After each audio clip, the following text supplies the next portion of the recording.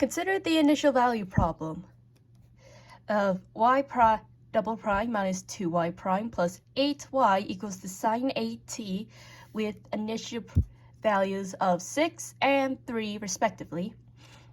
The first part A of the problem asks us to use the Laplace transform to transform the equation here into an algebraic equation, and then solving the algebraic equation for the Laplace transform of the solution. So for part A, we basically look at our little table here and apply and insert them into where y is. So you would get this number here while keeping the constant in mind. So you would insert y, the first derivative of y, but multiply it by 2, and still adding 8y to equal to the inverse transformation of sine AT.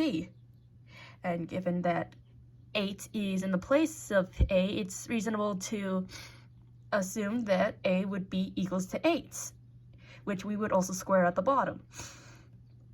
Now that we have the pieces in place, it's time to sort them out and simplify them to their base to a more manageable equation, including inserting the initial value problems in where they're indicated to be needed, such as 3 would be here and 6 would be here, multiplied by s.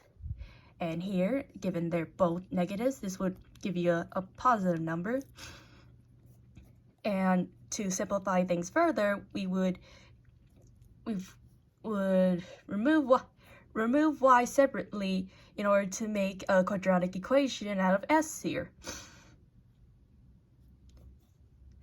and equal them to the inverse sine transformation, which gives us our algebraic equation here. Now for part B, we want to solve the algebraic equation for the Laplace transform. So we're gonna start with our simplified algebraic equation here and move this part over here using opposite signs. And now we want to get y alone, so we're going to divide this equation from y to this side, giving us this partial fraction here. And that is how you solve this equation.